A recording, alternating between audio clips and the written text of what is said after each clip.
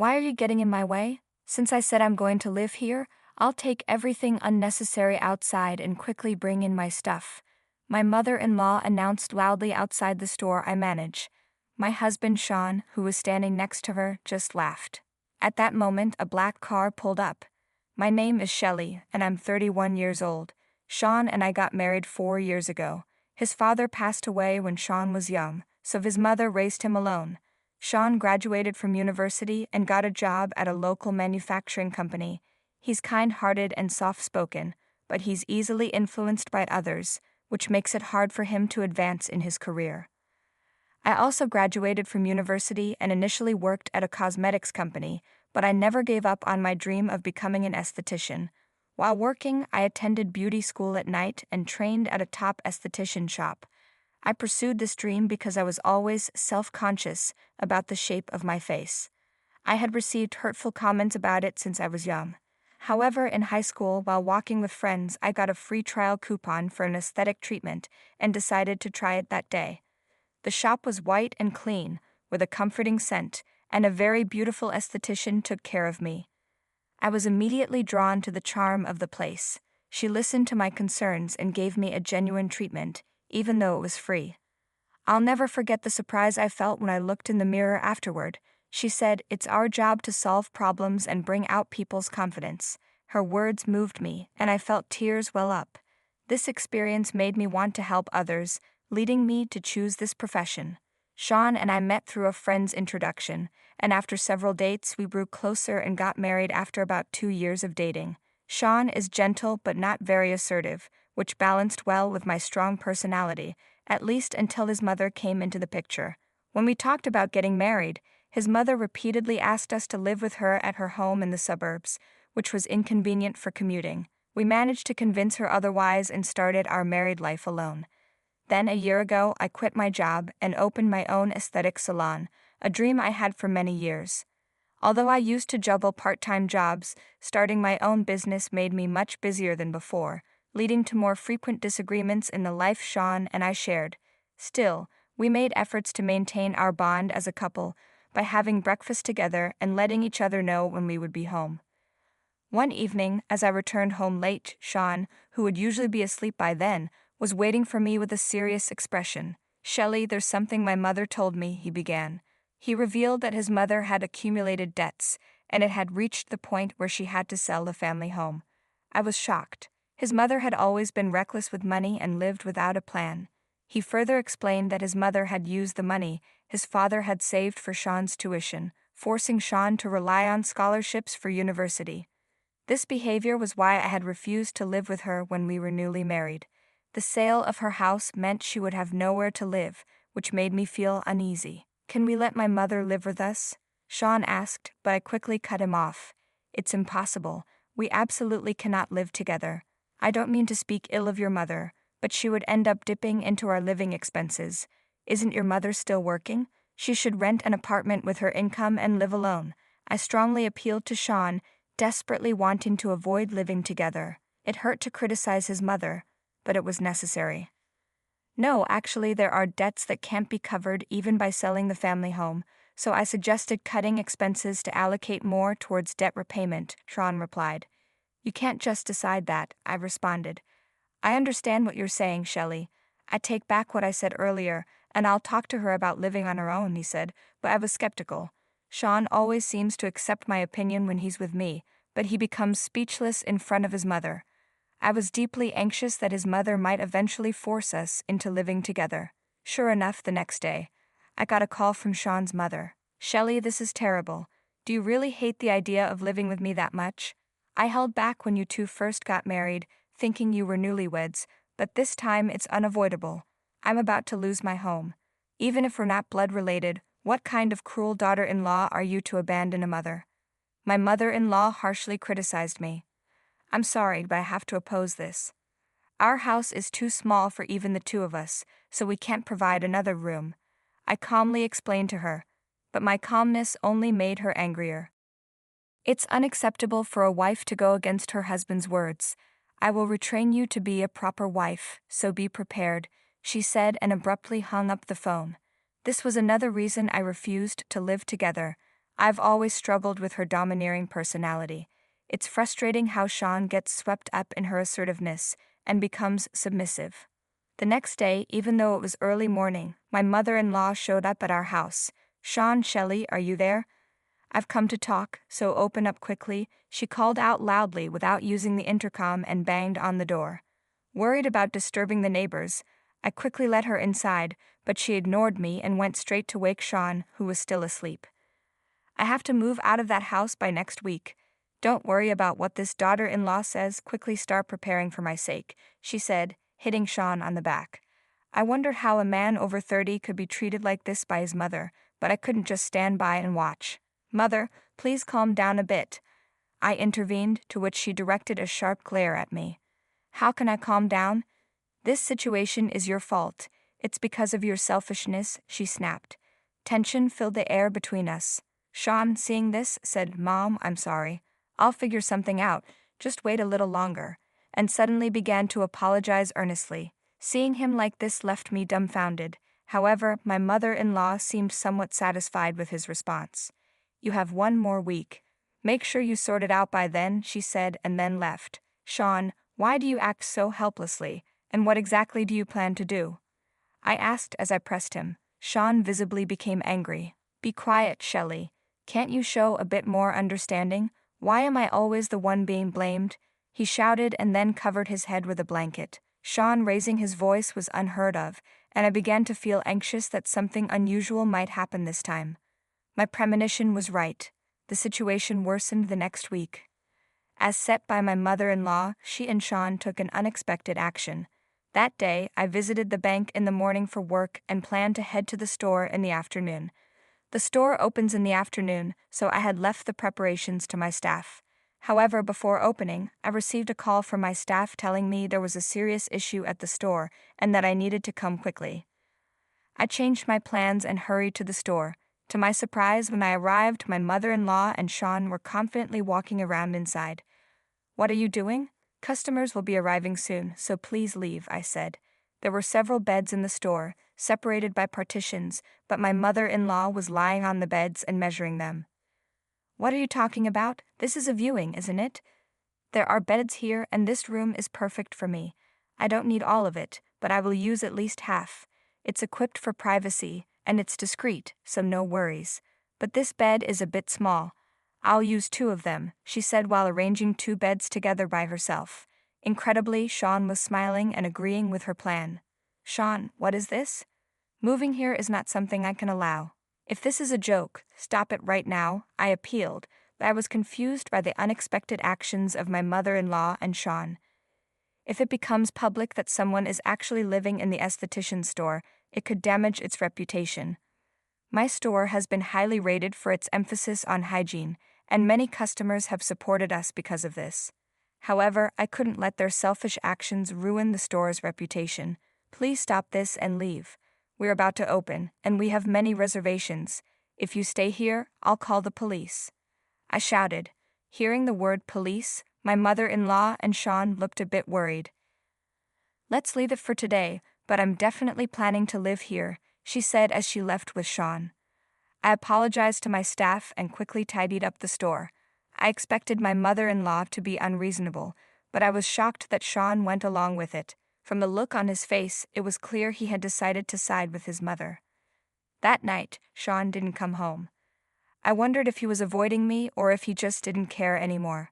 Still, I needed to make sure something like this didn't happen again, so I called Shawn. "Hello, Shawn?" "Ah, hello." Shawn sounded reluctant to talk. "Please tell me your mother's actions today were a joke. If she starts living in the store, it will be ruined instantly. You know this store depends on customer trust. If your mother tries anything strange again, you must stop her. Do you understand?" Shawn didn't respond and hung up. Seeing his reaction, I realized something. Shawn couldn't resist his mother's constant pressure and had chosen to stand by her. It seemed easier for him to give in to his mother than to stand up for us. But this meant my store was in real danger. I was deeply troubled. How could I protect the store I love? I spent the night worrying, and before I knew it, it was morning. The next day was a day off for my salon, but I had a bad feeling, so I went to the store. While I was cleaning, a large truck suddenly stopped in front of the store. I rushed outside to see movers starting to unload furniture and prepare to bring it inside. When I asked the workers, they confirmed that my mother-in-law had requested this, and they were trying to bring her furniture into the store. "Please wait, I cannot accept this here," I firmly protested, but the workers didn't stop. They were just doing their job and had to complete the work they were hired to do. I managed to convince the workers to pause temporarily and quickly called for help. The workers were confused by the interruption and seemed to be contacting my mother-in-law. It looked like she and Shawn would be arriving soon. Eventually, my mother-in-law and Shawn showed up. "Why are you getting in my way? Since I said I'm going to live here, I'll take everything unnecessary outside and quickly bring in my stuff," my mother-in-law ordered. "That's right, Mom is going to live here starting today," Shawn added with a chuckle. Even though they were confused, the workers began following her orders to move things outside. "Stop doing as you please," I shouted. Just then, a black luxury car stopped behind the truck. A large man in a double-striped suit and a stylish hat stepped out of the car. His commanding presence was immediately noticeable. He was clearly no ordinary person. The man approached with a deep voice. "What's all this commotion? Isn't this disturbing the neighborhood? Shelly, are you having some trouble?" "Yes, I am. These people are trying to take over my shop and live here," I responded. Hearing this, the man looked towards my mother-in-law and Shawn and calmly asked, "It seems there is some sort of trouble here. Is there a reason for this?" Overwhelmed by the man's presence, my mother-in-law hesitated. "What are you talking about? Don't meddle in family matters. This woman is my daughter-in-law, so what's the problem with moving into her house?" At that moment, the man gently removed his hat and said, "I see that's what this is about. My daughter has always been well taken care of by you. I hear about it often. Shawn, it's been a long time," he said with a warm smile. "Father-in-law?" Shawn stepped back in surprise. This man was, in fact, my father. His appearance was far from ordinary, and Shawn had always been intimidated by my family. We didn't have a wedding ceremony, just a meeting between the families, and since then, my father and my mother-in-law hadn't met. At that meeting, my mother-in-law and Shawn were so intimidated by my father's presence that they left quickly without much conversation, and it seemed my mother-in-law didn't remember his face. "Father-in-law, it's been a while," my mother-in-law said, sweating profusely. "No, I haven't caused any trouble. I just brought some belongings because I thought I could live in Shelly's shop. I haven't caused trouble for anyone," she explained, trying to act innocent while urging the workers to continue. "You intend to live here?" "I can't permit that," my father said sternly. "I own this building. The first floor is rented out as Shelly's aesthetic salon, and my daughter and I have a formal contract as the landlords and business operators. It is not allowed to use this place as a residence. If violated, you will need to vacate immediately." "I've just witnessed a violation. According to the contract, you must vacate immediately," my father said with a piercing gaze. I could feel the overwhelming authority in his eyes. "I understand. I can't make any excuses for this violation. We will vacate immediately," I responded. My father nodded and turned his gaze to my mother-in-law and Shawn.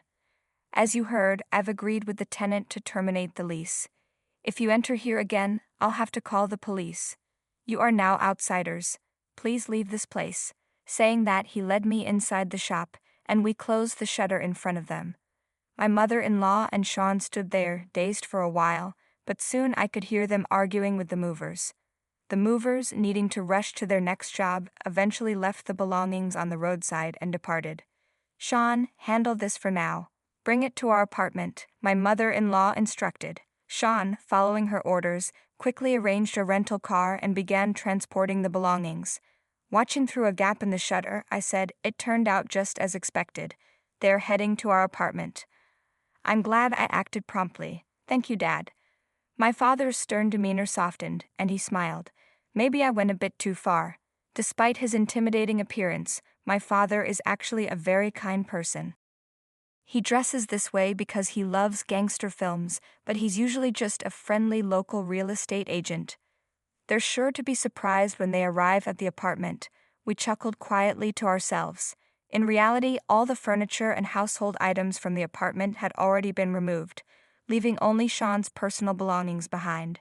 After a while, my mother-in-law called, clearly distressed. What happened? The room is empty. Where is the furniture? Her voice was agitated and angry. I responded calmly, I have terminated the apartment lease.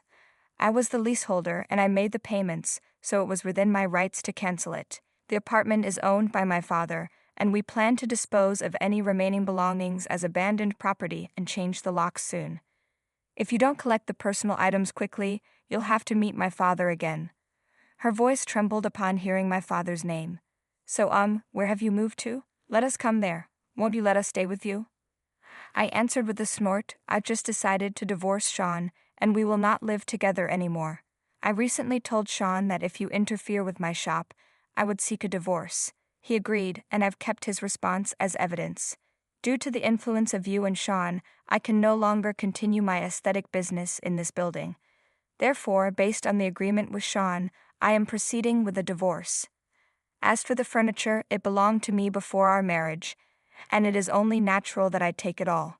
Upon hearing this, my mother-in-law began yelling at Shawn, who was next to her. How can you so easily agree to such a serious decision as divorce? The situation obviously required proper handling. I could hear Shawn exclaim in surprise. You shouldn't prolong this issue. Look for a new place to live instead, I told them before ending the call. Afterward, my mother-in-law and Shawn struggled to find a new home and eventually had to rent a house from distant relatives. Shawn's commute became difficult, and he quit his job to work part-time at a rural deli while scrambling to pay off his mother's debts.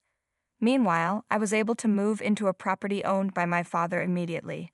As for the termination of the aesthetic shop's lease, it was actually part of a plan, and in reality, the business continues to operate as before. Now the popularity of my aesthetic shop has grown significantly, and it's become so sought after that reservations are difficult to secure, even attracting celebrities. We warmly welcome male clients, and I regularly provide various beauty treatments for my father. Although he is nearing 70, the regular care at our shop has rejuvenated his skin, making him feel a bit closer to the actor he has always admired. Through these experiences, I've come to realize again that the essence of my job is to give each client confidence. The memory of my first free aesthetic treatment when I was in high school remains vivid, and the excitement and fresh feelings from that day continue to inspire my daily work. That experience taught me what I should offer through my interactions with many customers. I also think about Shawn occasionally. If he had more self-confidence, perhaps a different future could have been possible for him. Despite being so close to me, it was difficult to provide him with the right support. His situation has taught me how challenging it can be to offer objective help due to closeness. If, in the future, Shawn visits our aesthetic shop, I plan to interact with him impartially and spare no effort in supporting him to maximize his potential confidence. If I can give him the courage to take a new step forward, I believe it would